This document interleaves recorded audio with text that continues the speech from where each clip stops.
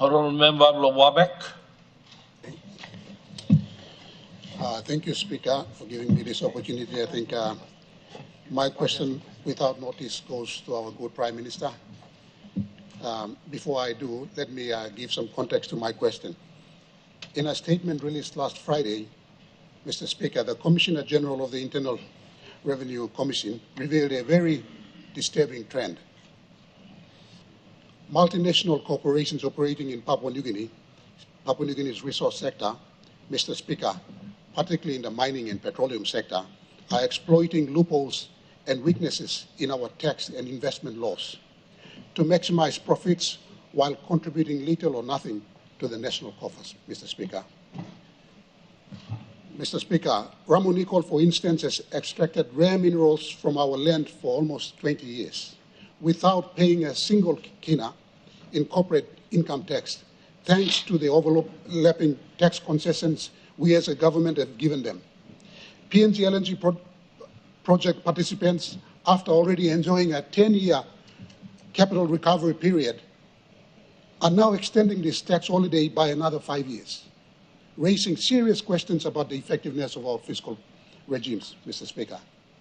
Mr. Speaker, further, the IRC has disclosed in an earlier media release that 5 of the most profitable large-scale mines have not paid a single dividend to shareholders in over a decade, suggesting that creative accounting and profit-sharing tactics are being used to suppress taxable profits. Mr. Speaker, if I'm correct, only recently has Porgera begun paying dividends, and that too only after dividend withholding tax was exempted in the new Porgera agreement, Mr. Speaker. Mr. Speaker, this comes at a time when our extractive resources, which are finite and non-renewable, are being depleted with little long-term national return, Mr. Speaker.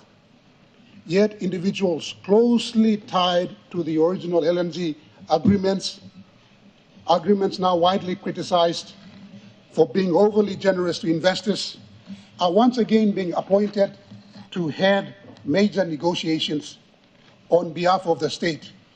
These, Mr. Speaker, are traitors. Traitors are being appointed again to these positions, Mr. Speaker, including chairing the negotiating team, the state negotiating team, and the National Oil and Gas Company board members. Mr. Speaker, to add insult to injury, last week the Prime Minister, or the Queen, awarded a medal to a key figure behind the failed Nautilus deep sea mining project, a venture that cost the state almost 300 million and delivered nothing with no proper agreements or due diligence in place, got recognized by the Queen and being recommended by us here in Parliament. Mr. Speaker, in no other country in the world do they honor thieves and traitors. Only in the Christian nation of Papua New Guinea do we honor those people, those kind of people. Mr. Speaker, when the Prime Minister assumed office in 2019, he made bold commitments to reclaim resource sovereignty, to reform resource laws by 2025, and to shift from profit-based taxation to production-sharing agreements. That was the basis of all of us joining him to form the new government there and then. We are now in 2025, yet the reforms have not materialized, and the same group of characters are being recycled in charge of our resources. Questions, Mr. Speaker. My questions to the good Prime Minister: where is the long-promised resource law reform? Can the Prime Minister inform this House and the people of Papua New Guinea why the resource ownership reforms and the shift to production sharing agreements promised for 2025 will be delivered? Number one. Number two, who is really benefiting from our resources, Mr. Speaker? Can the Prime Minister confirm whether the current fiscal regime still allows multinational resource companies to avoid paying taxes through extended capital cost deductions, tax holidays, and creative accounting? Number three, why are the same people back in charge, Mr. Speaker? These people are traitors. Mr. Speaker, these people are the people who side with giant corporations and who sell our resources and our future. Why are they back in charge, Mr. Speaker? The Prime Minister should tell the people of PNG. Number four, what process was followed in appointing the S&T chair? Can the Prime Minister tell this House whether the position of the chair of the state negotiating team was advertised what selection criteria was used, and how much public money is being paid for this work. Number 5, where is the due diligence? What background checks of due diligence that the Prime Minister's office undertake before appointing individuals to high-stake roles where the interests of the state must be defended against multinational corporations? Number 6, as the Prime Minister shifted sides, how does the Prime Minister reconcile his 2019 stance on resource nationalism with recent appointments and apparent continuation of investor-friendly tax regimes that deprive PNG of much-needed resources? Mr. Speaker, with that a particular mention of the PNG LNG project. You know, before me, Blarem was by this year or next year, we will be getting the full proceeds from PNG LNG project. Now we hear that there's another 5-year delay. Now, you know, they're stealing from our future. We have people dying on the streets. We have lack of employment. We hear that, GDP doubled or, the tax revenue doubled by, 100%, and yet there are no jobs. Mr. Speaker, what lessons were learned from Nautilus? Why was the medal awarded to an individual associated with a failed Nautilus Minerals project which cost the country 300 million kina without any return? What message does this send to the citizens or future investors? Do we honor traitors? Number 8, with the same characters involved, are the same team sheets being recycled?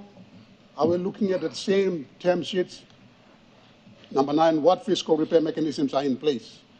What concrete fiscal and legal measures is the government taking to plug tax avoidance and ensure that resource companies actually contribute to the national economy? Number 10, Mr. Speaker, when will resource exploitation end without returns? Now you may musem Ramu Nicol too. I'm talking like making nuclear extensions, or I'm needing another, tax concession, tax exemption for another 5 years. Please, you mean no longer. This is our country. We need to be patriotic, and we need to tell these people to start paying. They're extracting resources, and those resources will never be renewed, Mr. Speaker. One time, thank you now. Copy of questions that we can give him the Prime Minister support. Thank you. Honourable Prime Minister. All right, thank you, Mr. Speaker. Me like pass them through. Talk thank you, Law Member Blowabek, Law Racing. This series of very important questions that underpins the economic security of our country. Mr. Speaker, me like also before me talk thank you, Law both sides of the House. Now you yet, Law you may give him time. Long New Zealand Prime Minister Law coming to our people's house. New Zealand has been an important partner to our country. It's good you may give him recognition of all awesome. Houseman, na house Mary, na house speaking limit. This is our people's house. It's important when a high chief from Natbla country come. You may pay him kind respect. But the country will look him, but looks out, so you may respect him all. And we all in the business of constructing the next 50 years going forward. Mr. Speaker, I may like also talk Sawe. Lord Isla House also United Nations Secretary General will be with us for 4 days in September. September 3 and come. So we'll ask him this house again, but you may let him also first time ever United Nations Secretary General come. He will be our guest to our house again along September 4. So in the face of 58, only come early because only in a stubborn team on September 16. The Secretary General, based on our invitation, wished he could stay with us on 16th of September. Unfortunately, it's close up to the UN session, so he would come early and be with us unprecedentedly for himself 4 days in our country. So I just want to inform our members of Parliament and appreciate the hospitality this morning. Mr. Speaker, question belong Member Blowabek and me very good, pertinent question belong Yumi Olkeda.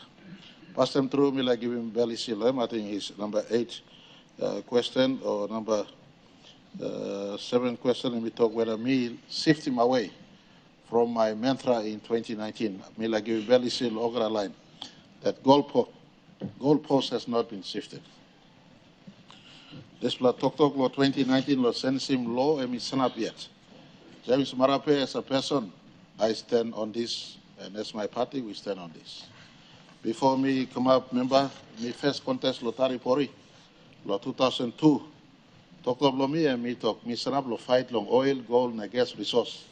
That Papa Grand must kiss him good, provincial governments must kiss him good, country must kiss him good, investor too must kiss him good. And I want to give assurance to you, Mr. Speaker, and to the member for Wabek, to all our members of parliament, and to our citizens, our country, and our investors, that that conversation and public policy in my DNA still remains firm. 2025 is the deadline we set for resource law shift. Our two petroleum and mining minister, as well as our resource sector ministers, are working in a manner in which we do not offer our investors fair return on investment, as well as our people getting their fair stake. It must be equitable benefit sharing. And I want to also inform this House, I think in the interest of time, we like to summarize this question, if you can give me in writing, let me go through and reply, but in summary, all projects where you meet in our harvesting or operation in our country was secured under project development agreements before. Something that our country is also known for as an investment destination is that we don't break contracts, we don't change the goalposts in between. We don't change the goalposts in between. When the leases expire, then we enter into strong, fair, hard negotiation, as we did in Pogra. But SML 1 that was signed in 1989 expired in 2019. Then we entered into hard negotiation. We entered into hard negotiation, we failed the lease, or they applied for lease renewal. If my memory is not wrong, and I'm speaking from memory, July 29, 2017, they filed SML renewal application based on the same term sheets, 5% long province Napapa ground, 95% long all in as far as equity is concerned. Royalty, of course, it's governed, I beg your pardon, tax is governed by law, so they ask us for a 30% tax, and royalty, again, at 2%.